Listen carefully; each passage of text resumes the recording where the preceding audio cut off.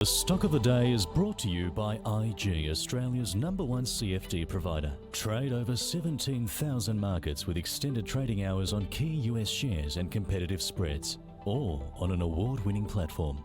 Get started at IG.com. And our stock of the day is Webjet. This after reporting it's announced the completion of its consumer business demerger. The travel bookings provider flagging the demerger plans earlier this year to separate its growing Webjet's wholesale bookings business from its consumer-facing business. The shareholders last week approving a resolution to demerge into two ASX-listed companies, with the proposal being backed by more than 97% of the shareholders. Under the plan, Web Travel Group holds the Webjet's wholesale bookings business, while the new Webjet Group will own the business-to-consumer business. And as I mentioned, that has now been approved, and it will be, the new entity will be listed today. In fact, new ticker code there, WJL. So, does it all make sense, Nathan? It's an interesting sector. We had the revenge travel come after the pandemic lockdowns.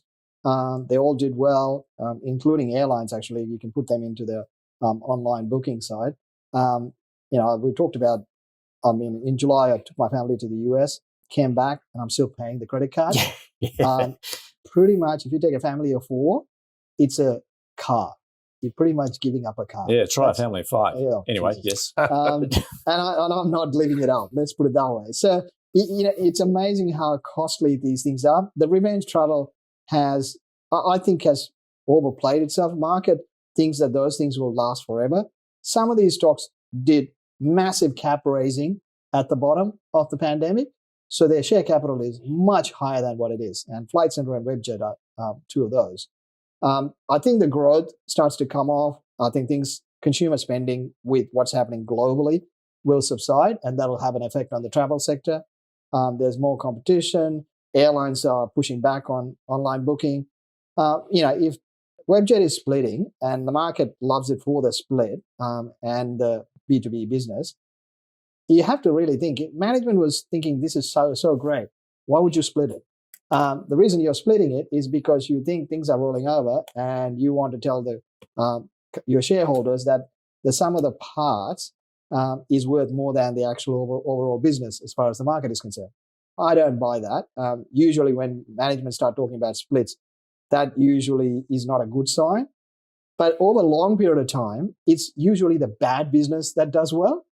And so I guess the retail business is going to be the more cyclical one. And I expect most of the fund managers, I expect the investors to sell the retail one and hold on to the B2B one. I'd expect that's what's probably going to happen. But it's a cyclical business, so I expect more downside with what's happening in consumer spending. And then there will be a cycle for them on the other side. I would actually look at the retail business, which is probably the ugly business. Once it bottoms out, I suspect there's more to come off that. And then you'll get an opportunity to buy. Look, travel is just like retail, right? When people have money, they spend. All our savings are down. This is going to slow down. But then there'll be a cycle to it. So keep it on your shopping list. Classic cyclicals. You don't buy them at the multi-year highs. You buy them when nobody wants to touch them. Now is not the time. Yep. All right. Well, in fact, the stock is down about 12% at this point, given what is underway at the moment. And also, I guess this AGM, it did highlight, Francesco, a deteriorating operating environment at the same time. Yes. Well, in June, they lost a large business, a large German tour operator. And that was sort of the same time as you got the Paris Olympics and European Football Championships. So our analysts had a buy on the stock as one. We haven't been updated with a new recommendation, so I'm not about to sort of say what our analysts are going to say, but they've got a valuation on the B2B between 710 and 1132. I would probably favour more to the lower end of that range than the upper end of that range because of the negativity behind the loss of some business, and I'm not sure how that factors into their valuation.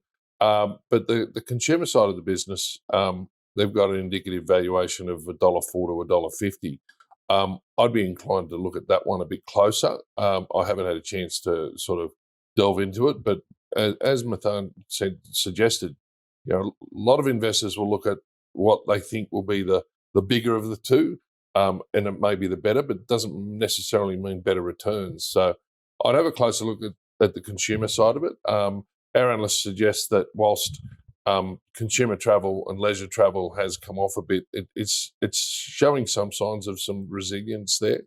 So it's worth a look. I'm not about to say buy, but I'd be saying hold at this stage. So that's hold both? Hold on both, yes. Yeah. And Nathan, is that for you then too as well? A hold on both at this point, but with the potential to look to buy at a lower I think level, I would sell the retail one for the moment and then come back later. I think the B2B will be a lot more stable in the short term. Okay. All right. There you go. That is our stock of the day. The stock of the day was brought to you by IG. Trade over 12,000 shares and ETFs, including major tech giants with extended hours on an award-winning platform. Get started at ig.com.